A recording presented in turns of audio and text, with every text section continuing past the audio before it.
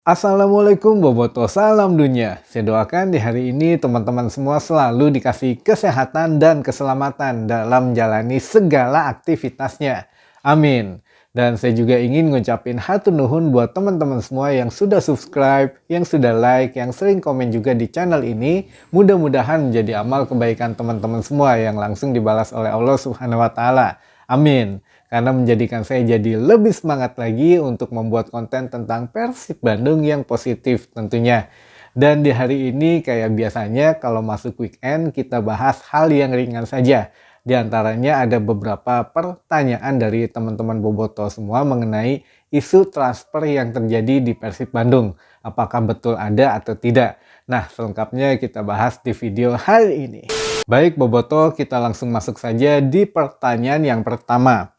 Kang, apakah benar Nick Kuipers mau dilepas Persib di akhir musim ini?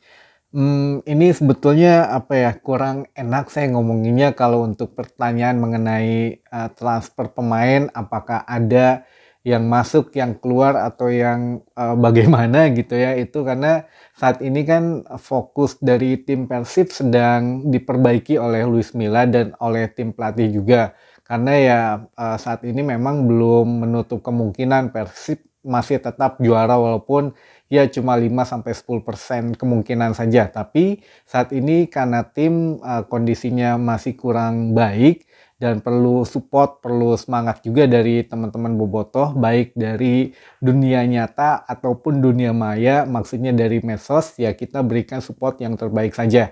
Jadi saya tidak akan membahas rumor pemain dulu apakah ada atau tidaknya, hanya saya ingin menjelaskan, saya juga udah dengar sih ini sebetulnya dari beberapa medsos lain ataupun dari teman-teman yang ngobrolin ini itu, tapi saya bisa kasih teman-teman biar agak tenang sedikit.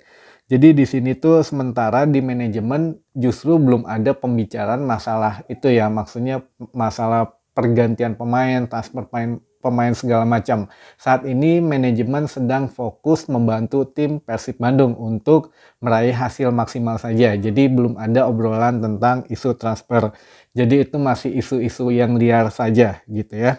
Dan kalau memang benar ada pemain yang diisukan dilepas itu karena sampai sekarang memang belum ada perpanjangan kontrak. Biasanya kalau manajemen itu apa ya, 3 bulan atau ya minimal 2 bulan sebelum musim atau apa ya, kayak musim pertama, kayak jeda di musim pertama atau putaran kedua itu biasanya 3 bulan sebelum itu sudah ada perpanjangan, tapi ini memang belum ada tanda-tanda beberapa pemain yang akan diperpanjang lagi, khususnya pemain asing. Tapi ya ini saya nggak akan bahas dulu karena ya saat ini kita lebih fokus dulu aja membantu tim baik di dunia maya maupun dunia nyata gitu ya.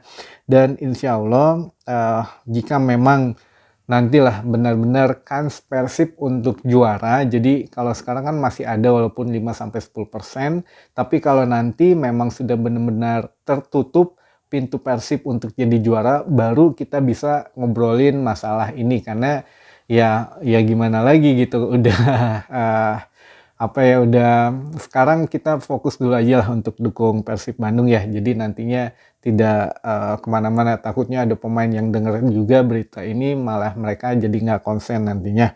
Baik, kita langsung masuk di pertanyaan yang kedua. Kang, apakah Persib tidak berniat pindah home base lagi? Kalau bisa jangan di Pakansari lagi katanya, karena kelihatan menurun sekali kualitasnya kalau main di Pekansari atau di Pakansari. Nah, ini tentu saja ada beberapa alasan khusus dari manajemen kenapa memilih Stadion Pakansari sampai saat ini menjadi home base-nya.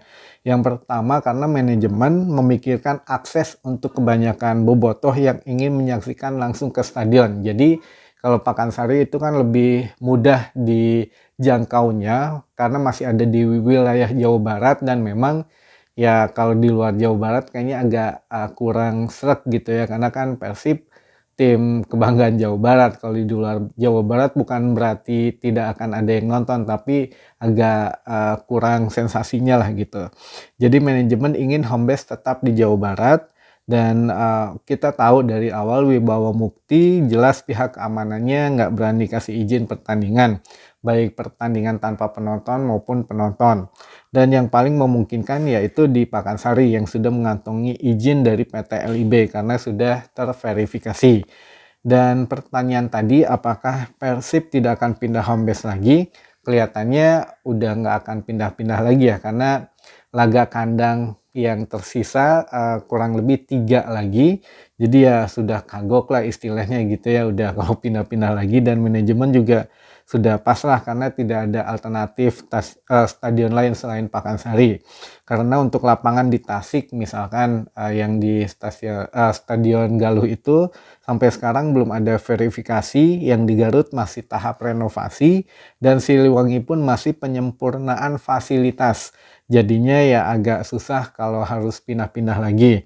Karena ya itu tadi, sedangkan kalau di manajemen internal manajemen Persib sendiri pada ngeluh juga kalau pindah-pindah gitu, ya kasihan beberapa tim yang ada di bawah manajemen kayak tim media itu harus ngurus segala keperluannya, dari mulai apa ya, ya banyaklah keperluannya gitu, mulai izin juga sampai dengan tiket, penjualan tiket juga kan harus dioper ke vendor. Akhirnya sekarang kalau dulu masih bisa kita ke handle di aplikasi Persib, tapi kalau sekarang kita beli tiket yang langsung dari website atau dari aplikasi udah langsung masuk ke situsnya vendor di loket.com. Jadi agak sedikit merepotkan lah sebetulnya.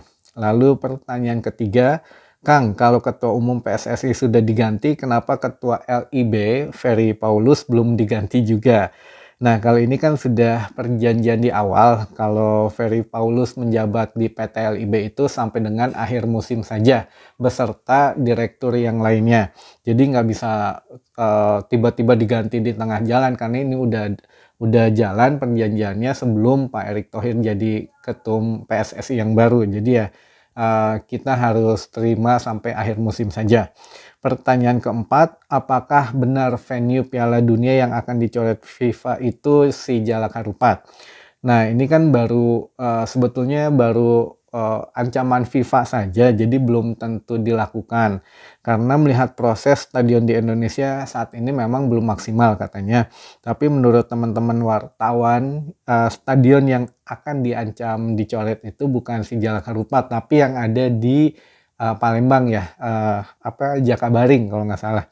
Tapi kayaknya sih ini nantinya juga nggak akan ada yang dicoret, karena ya saat ini lobby-lobby pemerintah kita juga masih intensif lah gitu. Jadi ya mudah-mudahan tetap 6 stadion untuk Piala Dunia U20.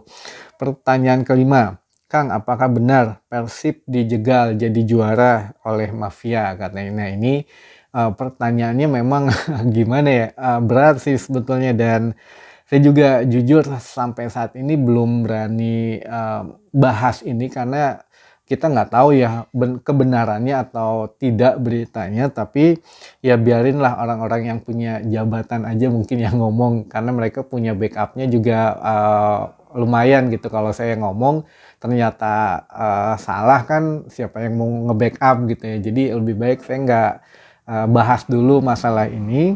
Tapi yang penting kata Pak Asisten, katanya kita tunggu terobosan Pak Erick Thohir saja untuk musim depan. Karena hal-hal yang mencurigakan akan diproses. Contohnya operator Liga 1 dan operator Liga 2 musim depan akan dipisah. Jadi Liga 1 tetap dengan PT LIB, namun Liga 2 akan dipisah operatornya, bukan PT LIB lagi. Nah, ini untuk memangkas ada permainan-permainan di sana katanya. Lalu ada lagi permajaan wasit nantinya yang katanya akan memakai wasit perempuan dan akan memakai VAR. Jadi ini akan terjadi persaingan di antara wasit, jadi harus benar-benar yang nunjukin yang terbaik lah kinerja wasitnya. Dan nanti satu wasit itu maksimal dalam satu musim memimpin 15 kali pertandingan maksimal, tidak akan lebih dari 15, dan minimal 10 kali pertandingan. Jadi kalau nanti ada yang main-main wasitnya dihukum 6 pertandingan, 8 pertandingan, ya udah selesai. Jadi semusim paling cuma 1 atau 2 kali. karena dapat denda atau dapat hukuman gitu. Jadi ya nggak bisa main-main lagi lah wasit musim depan. Dan pokoknya ada beberapa hal yang nantinya akan dipangkas oleh Pak Erik untuk mempersempit ruang mafia di musim depan. Jadi kita tunggu saja terobosan Pak Erik selanjutnya. Dan mungkin itu saja informasi yang bisa saya sampaikan di hari ini. Mudah-mudahan menambah informasi dan wawasan teman-teman Boboto semua. Sampai ketemu lagi di informasi selanjutnya. Assalamualaikum Boboto, salam dunia.